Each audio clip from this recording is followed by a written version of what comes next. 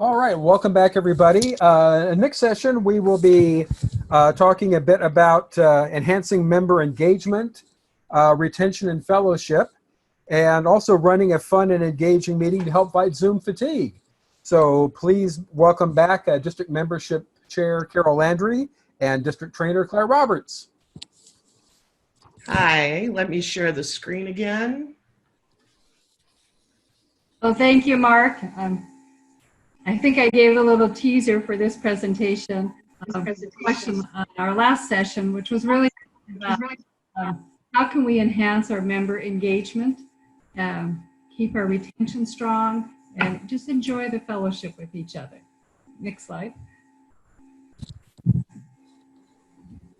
All right, so I was going to start out with talking about engaging members. And in virtual settings, we all know that times have changed for every club. But the reason why people go to Rotary is they want a feeling of belonging and they want to have opportunities for personal growth. So I'm going to talk today not about the online meetings, because Claire, who will speak after me, will talk a lot about some of the virtual issues with online meetings. But I'm going to talk about how we can engage members outside of our meetings, whether it's virtual or otherwise. So next slide. So the first thing I was going to talk about is communication. Communication is always important, but I think it is even more critical now because we are not seeing each other on some regular basis in person. It is important to keep up the communications we have. So first, you want to take a look at just the communications that you normally have, whether it's a newsletter that goes out, your social media, your website, and be sure to keep them going. If a member is not coming, whether they're not comfortable with Zoom or they aren't comfortable to go into an in-person meeting if you're holding those, this may be the only communication they get from the club. So to keep them engaged with what the club is doing and what's going on with people, it's really important that you have these tools continuing to go out. And then you want to kind of strengthen them to maybe your social media has not been used very much, like lately. So can you recruit some people? Ideally, you have more than one person that is like doing your Facebook page. So if you have several contributors, then you should get some kind of regular updates on that. Maybe your bulletin editor is a first responder and they really can't keep up with it now. We'll recruit somebody else to see if they can help out. But really kind of think about your communication. If you have members that are not attending whatever way you're meeting, how are they going to know what's going on in your club? Because you don't want them to be disengaged. On your communications, if possible, try to have a two-way conversation.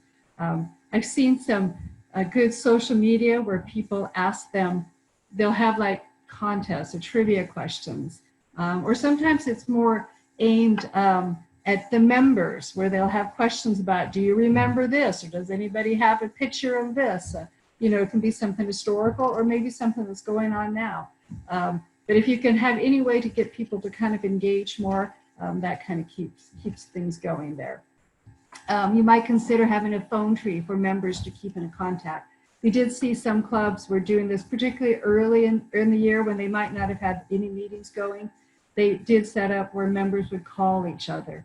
And particularly important to be reaching out to, you may have some vulnerable members that are being very careful and they're staying home. You don't want them to feel isolated, and you also want to be sure that they know that the Rotarians in their club care about them. So it's important to be sure that you have some way to reach out to your members, so that they know what's going on and that you're supporting each other. And as was mentioned in our last session by Val, be sure to keep your website updated. So you might even consider having some information that tells them how they can be involved in your club, whether it's the meetings, but also your events, your socials. I've even seen one club that actually has a list on their website of volunteer opportunities because people are looking to see what can they do in their community. So communication is really the first step in keeping everybody engaged. All right, next one. All right.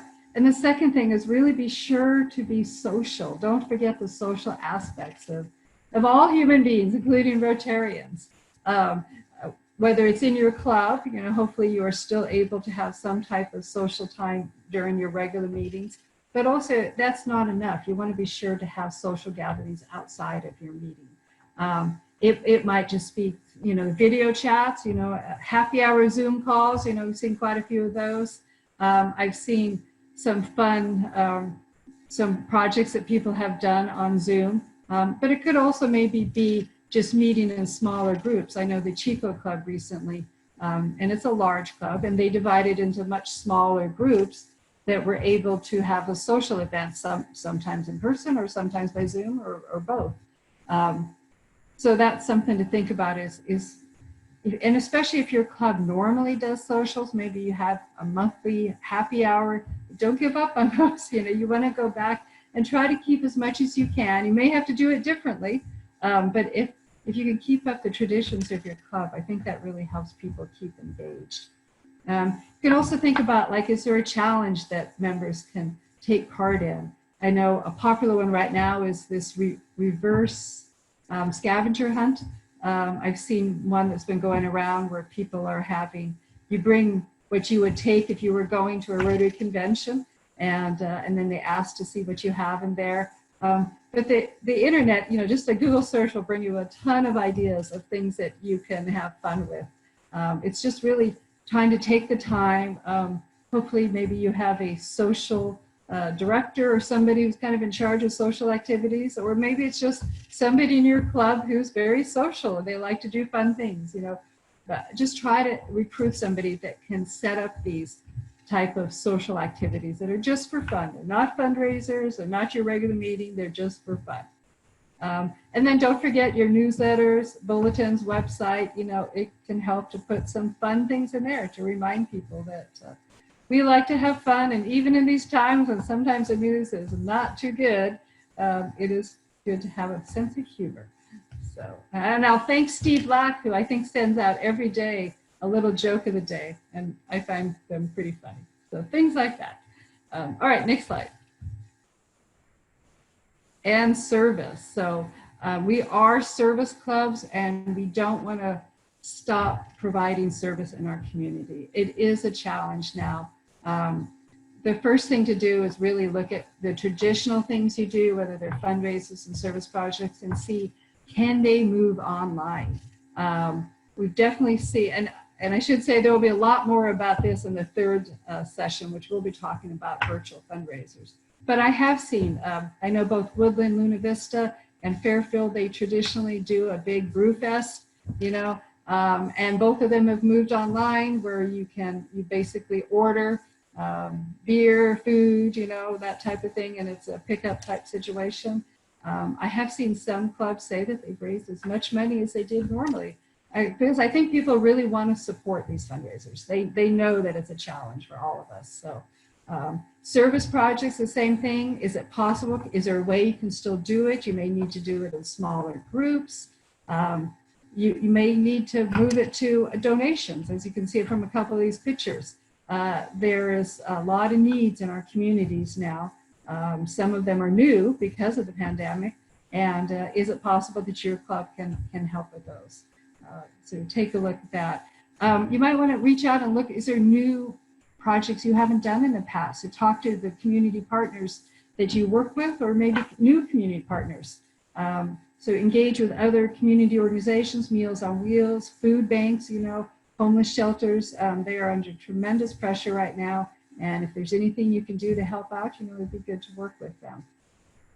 And, even something as simple as just volunteering to run errands for those in need. I know some of the clubs are doing that as well. So depending on what you're comfortable with, but be sure to take a look at what can you do both for service projects and fundraisers to keep your activities going. Because I think we all know this is a long run here. I think maybe at the beginning we're all hoping this would just be a couple months and we could just wait, but we all kind of know that this is going to last for quite a while. So we don't want to sit back and just wait for it to be over. We do want to continue to support our communities and be sure we're engaging our members. All right, next slide. So I wanted to go on to talk about retention. And actually, before I do this, I do want to mention that if your club has done something, innovative social meeting or a service project, be sure to put it in the chat and share it with people, because I think it really helps to hear ideas that have worked for other clubs, and we can definitely share them. So feel free to share them with everybody on this call. All right, so move on to retention. Retention is always important, of course. You don't want to be going out and recruiting new members and having just as many people leaving, but it's probably even more vital right now because of the changes in our club meetings and in our service projects. So it's important to develop kind of a participant-centered approach to engage members and other people that you work with in our club activities, which basically means asking people, talking to people, seeing if things are working. All right, next slide. So, and as I mentioned, the new challenges. This is the old days. You can see these are actually pictures all from my club in Vacaville. And you can see, we all got to stand next to each other. Isn't it funny now when you look at that? I'm like, wow, it wasn't even that long ago. I think this picture was taken last Christmas. And we brought in new members in person, and we supported a lot of youth activities in person. And, a lot of those have gone away. So it is definitely new challenges today in how we are working as a club. Next slide. So to begin with, you want to create a welcoming environment. And it's important also to think about what is that environment if you're dealing in a virtual environment. If you're meeting by Zoom, is it still welcoming to people? Is it just as welcoming as it was when you met in person, Or you might be in a hybrid, and hybrids have their challenges on the technical side. So you want to make sure that that's welcoming as well. And even if you are one of the few lucky clubs to be able to meet in person, it's probably still is a little bit different. You still have to wear masks, you still are doing social distancing. And so there are changes for everybody. So I think that here the communication is just really important. Be sure to ask people, how can the club improve their Rotary experience? What are they experiencing as they come to a meeting or they participate in a social or service project? Because you want to make sure that they feel personally and professionally fulfilled. Just a little side note here, Rotary has partnered with the Toastmasters, and they do offer a lot of professional, training or speakers that your club can take advantage of. And particularly people, for younger members that may be more at the beginning of their careers, this can be really something that they would appreciate. So let's see here. And involve Rotary program participant and members of your community in your activity. So you want to reach out to not just your members, but really everybody that you work with on a regular basis. Be sure that they know that you are still, engaged as a club and engaged in the community. All right, next slide. All right, so now we actually have a little activity, and just like the last one I talked about, we will be sending you a worksheet that you can use in your club to, take a look at really the retention issues and how your club members are feeling. So the activity really talks about having a welcoming environment where everybody feels comfortable and included, and thinking about the club meetings and the activities that you're doing right now. Make sure that is there elements that may be current, or even if you're bringing a guest in, a prospective member, would this make them feel like they're excluded or maybe uncomfortable? I know sometimes the Zoom, it has a different dynamics than when you're in a room where everybody's sitting at tables eating a meal. So you want to make sure that everybody feels like they're welcome and that they're being included in the conversations. So, and at the end of it, really to ask people you want it to be constructive conversations. Nobody wants to get into a complaining session, but ask people like, what could we change that would improve it? All right, so the next slide. So the worksheet is actually called Understanding Members' Needs, and your members have different needs, as you talk to them. So you want to ask the current members about their club experience, and what do they want to gain from being a member of the club? And I should say this is a good exercise, not just now when we're dealing with virtual meetings and pandemic, but really to do this on some regular basis in your club, because the needs of your members may change over time. Even members themselves may change in what they're looking for from a club. The reason they may have joined the club may be different 5 years later, or 20 years later if they're a longtime member. So it's good to kind of go through this exercise and ask people. And once you understand and you can meet their clubs, that will help them find the long-term value in continuing to be a Rotary member, and help them really participate more as a member of Rotary. All right, next slide. So Rotary has kind of identified 5 kind of general reasons why people usually say they want to belong to a Rotary club. And of course, people can identify with more than one of these reasons. And as I mentioned, they may change the reasons over time.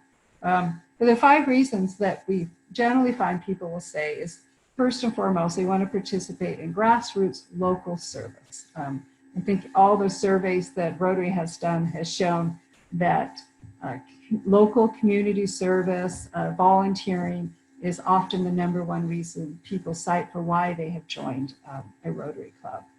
So obviously you want to be sure that you're meeting that need. The second one is really making social and networking connections.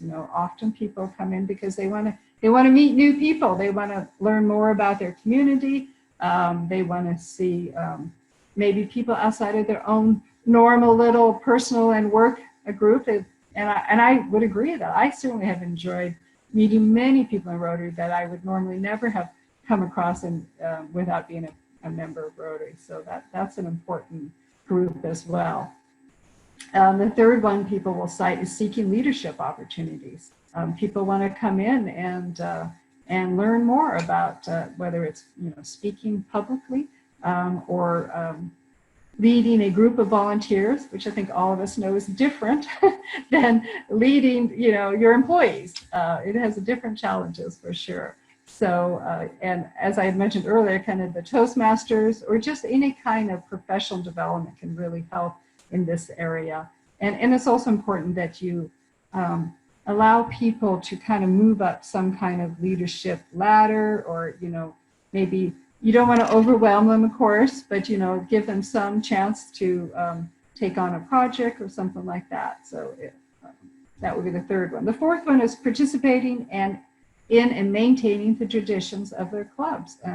And I think you do see this obviously with, longer term members, that they're very vested in that they like the club and they like what they do and they want to be sure that it continues on. And I think that's really a great tradition. I know in my own club, it's just amazing how many things they just happen, like nobody's directing them, but people step up because it's important to them and they want to make sure that that continues to go on. So, and then the fifth reason that people will cite is making a difference globally. And I think we often see this when people have been involved for a while in Rotary and they really get to see the global impact of our projects. And also their club itself may be involved in a global project. And actually I did put a picture on here. The bottom picture is from a project in Kenya that my own club is working on, and it's a maternal and child health project. So that's been very interesting and engaging. So those are kind of the 5 reasons. And like I said, people may have one or more of them, but often they would probably point to one as being really the primary reason. All right, next slide. So, and this is the actual worksheet that we'll go ahead and send to you. And I think the idea is just to take each one of those 5 reasons and kind of take a look at what type of club activities would members that are interested in that particular, whether it's, local service or global leadership, what does our club currently do that meets this? Are those members that, say that this is what's primary for them, are they involved in it? Or is there new things that you might consider? And different clubs will be different, the different makeup. You could look at those 5 reasons and there might be clubs that have nobody interested in one of them, or everybody's interested in, the third one, but nobody's interested in the fourth one. It just depends. And then again, over time, which is why it's good to kind of do this on a regular basis. Your members' interests may change. So after you took a, well, what type of club activities would they be interested in? How do you encourage them to be more involved? You know, sometimes it might be there's something your club is doing, but only one person's doing it. Well, maybe a committee would be a good idea. And so you can take a look at that. How can they be asked to give back to the club? So is there, if this is something that's very interested, maybe they're willing to step up and lead an initiative, something new for the club to do. And are there opportunities available for this type of involvement? Is it enough to engage members? So what else can your club do? And that's really, I can think at the bottom of this exercise, is really taking a look at what is your club members' interest, and do you have something that makes them fulfill that interest? And if you don't, what can you do to make sure that that does happen? And this really kind of leads all to retaining members, that they are stay engaged with the club and they want to retain their membership. Next one. So as I mentioned, you know, we'll go ahead and send this. It's just a worksheet that really goes over the last 5 questions, as well as those 5 reasons for being in Rotary. I hope you'll consider it, or I hope you'll take an idea from this session and use it in your club to be sure that you're engaging your members, that you're going to keep your retention strong, and probably most important, that you have fellowship and you have fun. I think sometimes we can definitely be so involved in getting all of our stuff done and our committees done and fundraising stuff, and the meetings are you know, and you want to step back and be sure that everybody's having fun, because at the bottom of the line, I think we want to all make sure we're having fun while we're doing this. All right, and I thank you for that, and I will move on to Claire's. Okay, thank you very much, Carol. Give me 1 second to change presentations here. Okay, so we're going to spend a few minutes, because I know a lot of questions have been coming out about how to meet in these COVID times. So we're going to spend a few minutes and we're going to talk about how to meet. If you have questions or ideas or things that are working for your club, please put them in the chat box while we're going through this information, and also questions as well. So some of the best practices for virtual meetings. I know most of you have been meeting virtually, but just a quick refresher on that. So, you know, virtual meeting design is more than an agenda.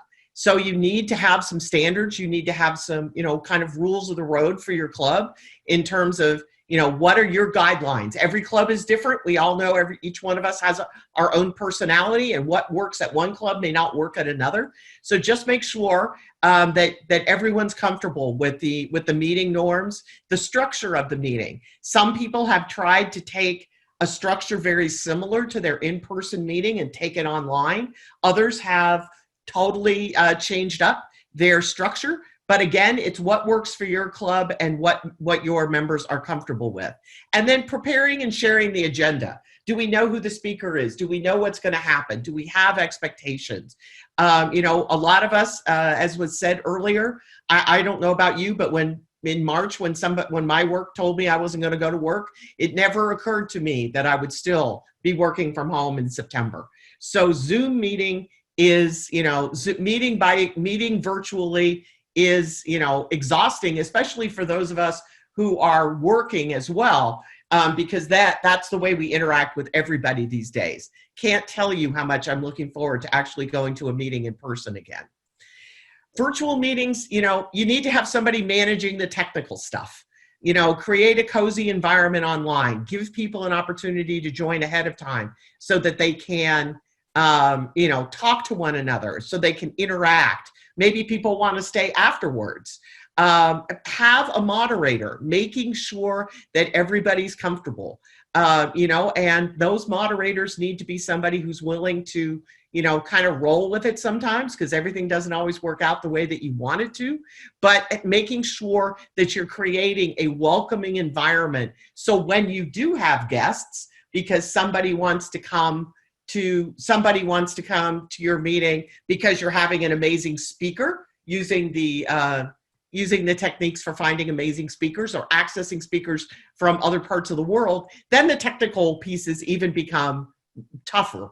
And so you want to be able to make sure that you're creating a safe, comfortable environment and motivating and encouraging attendee, people to participate and reaching out to people. If somebody needs help with their technology, maybe we need to figure out how they can participate at the level that they can participate at. And continued improvement.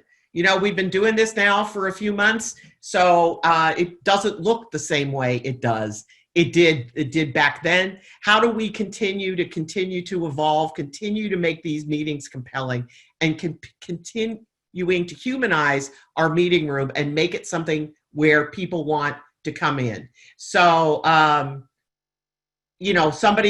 see in the chat box that somebody says they hired, they pay a virtual assistant a reasonable fee. If that's something that your club can do, that's a great idea. Talking about, or get somebody in your club who's a good Zoom master, and make sure that person is getting lots of love, because I'm going to tell you, it's a very stressful activity to have. To be the Zoom master and to be coordinating all this. There's a lot of talk these days about Zoom fatigue. This is the new reality. The cat's doing, we feel like the cats and the dogs and working from home, and oh my God, do I have to go to yet another Zoom meeting?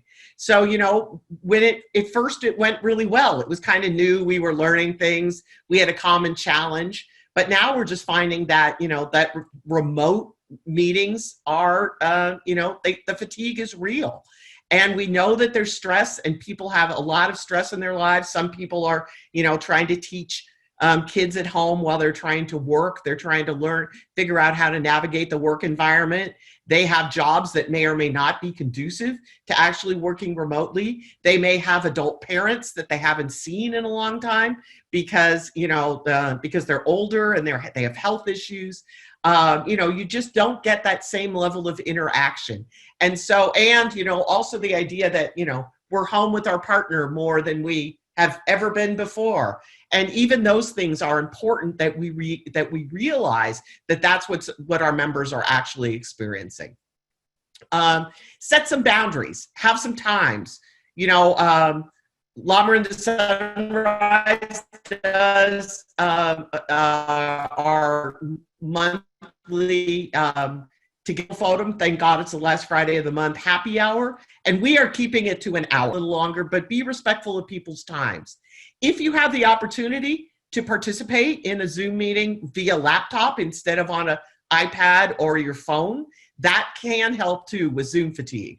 In the sense that you're not trying to experience this on a smaller device. The laptop can help in terms of that. Communicate directly when you need to. There's times, the good old phone call. There's times when it's not always necessary to meet. Send an email or a text. Try to communicate. Look at different tools in terms of how do you organize things. If you're trying to organize activities for smaller groups, there's lots of tools out there that can help you. You can gather information and use file sharing tools instead of feeling like you have to be on a Zoom meeting altogether. One of the things we're losing now is some of that silence and alone time, because we're so much interacting online that it's not really the same quality of experience. So go for a walk. That's one of the things that's kind of getting me down a little bit because of all the smoke in the air, is that I can't go outside and I can't be outside the way that we need to. But everybody needs to take a break, and we need to be given ourselves the freedom and the permission to do that. Another thing is, don't multitask while you're trying to, do this. If you're trying to, if you're on a Zoom meeting and you're trying to, do emails at the same time, you need to focus. Think about taking notes with a pen and paper. I see that some of the clubs who are able to are breaking up into smaller groups. When you're meeting, do a breakout session. There's lots of features of Zoom that you can take advantage of, and breakout rooms, and just breaking people up. You can do random, you know, I've gone to a couple of events where everybody got together. We talked as a group for a few minutes, and then they divided us up into small groups. It was kind of like going to a cocktail party where you'd wander from group to group and just talk to different people. Those kinds of experiences help. Reduce distractions. Again, as we talked about here, use speaker view. That makes it, you know, advantageous. And, you know, that can keep us, you know, better focused and better able to address some of the Zoom fatigue that we're experiencing. So, you know, how are we meeting now? You know, a lot of us are still meeting virtually, you know, and it's, you know, it's tough. It's, you know, it's not the same quality of experience, or it's not the same kind of experience that we're used to. Some clubs are back in person. I'm very envious when I see pictures of clubs where they're out in a park. Almost nobody's back at their usual location. A couple clubs are now, especially up in the North State where their COVID rates have been lower. Larger indoor spaces that allow for social distancing, parks, backyards. Somebody's even meeting at a shooting range, I hear. So I've understood that, you know, that's what's happening. You know, that's what's happening. I see people saying here, you know, small picnic at a local park. You know, other ways to get people together and to get people even in smaller groups. I know there's some clubs that are really large, and that, you know, but even if you just get part of the club together so that people have the opportunity. And there's lots of questions about the virtual, a hybrid, or the virtual VIP meeting. It's more challenging than virtual only, but it can keep your members connected and allows Rotarians to stay engaged. If you have a place where some part of your club can go to be able to meet in person, and while the rest of the club is joining virtually, one of the challenges is you want it to be the same kind of experience. You want it to be a quality experience for everyone. So some of the challenges and, you know, tips and tricks for hybrid VIP meetings. Use microphones to make sure that everyone can hear. The people that are going to have a problem hearing are actually the ones in the room. They may not be able to hear the speaker. They may not be able to hear the people that are calling in, that are online. And the speakers, but you also need to make sure that the people that are virtual can hear the people that are in the room. So it kind of goes back and forth. So you need to test, you need to practice, and you need to see what kind of equipment that you need to be able to do this so that it's a quality experience for everyone. And some people don't feel like they're at one meeting and somebody else is at another one. Visuals, everybody needs to be able to see. We've done a couple of hybrid meetings at La Miranda Sunrise, and in fact, we're creating a video that will be shared about how to do a hybrid meeting. And we just had to practice. So we put up a giant screen. We use a projector to project what's on the computer screen onto a bigger projector. There's microphones. You decide who gets to go. No more than 10 to 12 people can go. We've done it in somebody's garage, actually, because we still cannot go back to our regular meeting space because the hotel is not available to us. One suggestion is have the speaker present virtually. Even if somebody's in person, if the speaker is virtual, that gives a better quality experience for everybody.